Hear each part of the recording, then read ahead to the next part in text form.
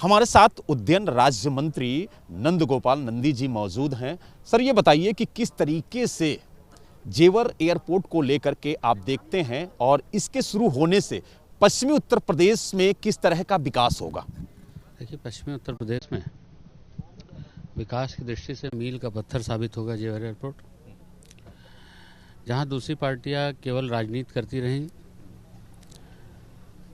जेवर एयरपोर्ट सपा और बसपा केवल चुनाव के समय चुनावी जिन्न की तरह बोतल से बाहर आता था, फिर ठंडे बस्ते में जाता था। कभी इन लोगों ने सीरियस प्रयास नहीं किया।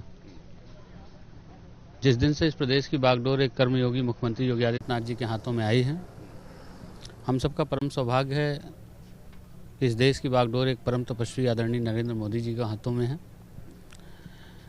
जिनकी हर योजना भारत में रहने वाले 130 करोड़ लोगों को ध्यान में रख करके बनाई जाती है।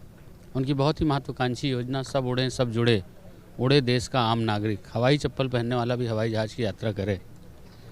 इसको धरातल पर उतारने के लिए जिस दिन से उत्तर प्रदेश की बागडोर एक कर्मयोगी मुख्यमंत्री योगी आदित्यनाथ जी के हाथों में आई है, उनके मार्गदर्शन में हम लगातार काम करते रहे और तमाम अप्रूवल्स लेने होते हैं। सारे अप्रूवल्स लेकर के आज जेवर, जो केवल सपना दिखाया जाता चुनाव के समय में, आज ज़मीनी हकीकत पर है। कई सालों की ये मेहनत है जो आज रंग लाई है और देखने को मिल रहा है कि पश्चिमी उत्तर प्रदेश ही नहीं बल्कि पूरे प्रदेश का इस नोएडा इंटरनेशनल एयरपोर्ट से विकास होने वाला है, क्योंकि लाखों की तादाद में युवाओं को रोजगार भी मिलेगा, ऐसा माना जा रहा है। बिल्कुल, लाखों की तादाद में युवाओं को रोजगार मिलेगा। इनडायरेक्ट भी बहुत सारे लोग प्रभावित, 5-6 लाख लोग और प्रभावित होंगे इन क्षेत्रों से। मतलब जो भी गुणवत्तापरक रोजगार से बहुत सारी चीज़ें आ रही हैं। फिल्म सिटी बगल में आ रही है, कई सारी चीज़ें, मेडिकल डिवाइस है, आप सब चीज़ देख रहे हैं। जैसे गोडाउन के लिए जो स्कीम लाई गई है, ये सारी चीज़ें हम समझते हैं कि इस पूरे क्षेत्र के लिए एक बहुत बड़ा विकास का वो बनेगा।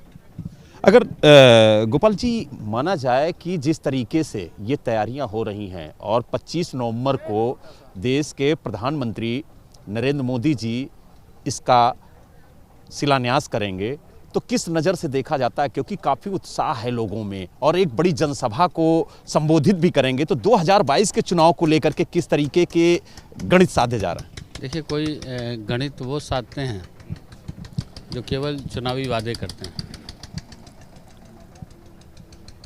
भारतीय जनता पार्टी की सरकार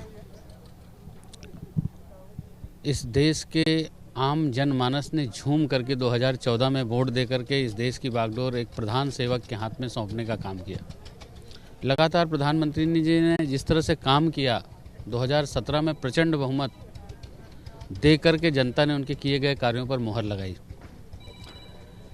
और जब यहाँ सरकार बनी, भारतीय जनता पार्टी की सरकार बनी, तो एक कर्मयोगी मुख्यमंत्री योगी आदित्यनाथ जी के हाथों में दे करके इस प्रदेश की बागडोर, इस प्रदेश के विकास को, जो माननीय मुख्यमंत्री जी की मंशा है, प्रदेश के अंतिम व्यक्ति तक विकास की रोशनी पहुंचे, अंतिम गांव तक सरकार की योजनाओं का लाभ पहुंचे।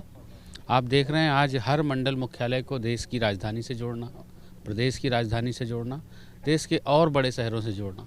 अभी तक केवल 2 एयरपोर्ट संचालित थे जब हम सरकार में आए, केवल लखनऊ और बनारस। आज 9 एयरपोर्ट संचालित हैं, 8 हमारे लगभग बन करके तैयार हो चुके हैं, उस पर लाइसेंसिंग की प्रक्रिया चल रही है। 9, 8, 17 हो गए हैं। 4 एयरपोर्ट पर हम तेज़ी से काम कर रहे हैं। 21 एयरपोर्ट वाला, 5 इंटरनेशनल एयरपोर्ट वाला पहला भारत का राज्य बनने जा रहा है।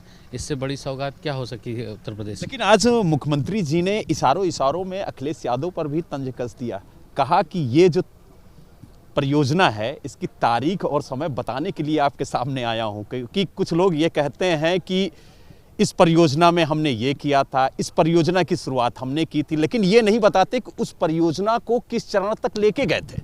देखिए, कभी भी चाहे अखिलेश यादव के नेतृत्व की सरकार रही हो, चाहे समाजवादी पार्टी में जब भी सरकार में सत्ता में रहे, इनका मेन उद्देश्य क्या था?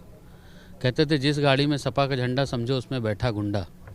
कभी इन्होंने नहीं सोचा हवाई कनेक्टिविटी अच्छी हो, कभी नहीं सोचा ट्रांसपोर्ट सिस्टम अच्छा हो, कभी नहीं सोचा हॉस्पिटल्स हों, कभी नहीं सोचा हमारे यहाँ इन्वेस्टर आए।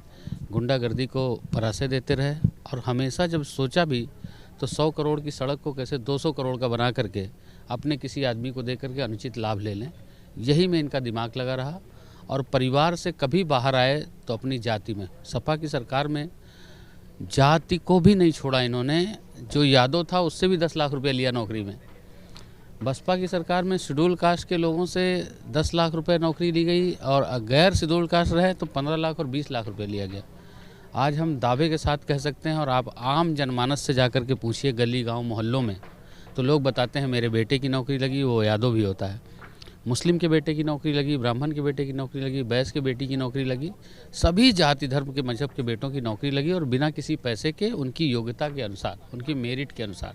सबका साथ, सबका विकास और सबका विश्वास सिर्फ नहीं ये नारा, ये है उद्देश्य हमारा, ये धरातल पर दिखाई दे रहा है।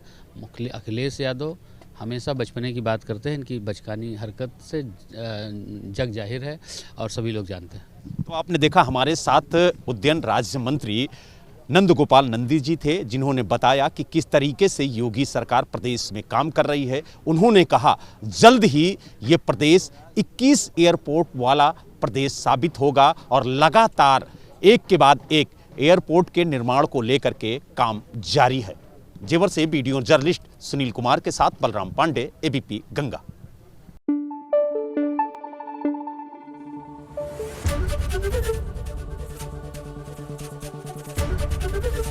एबीपी गंगा, खबर आपकी, जुबान आपकी।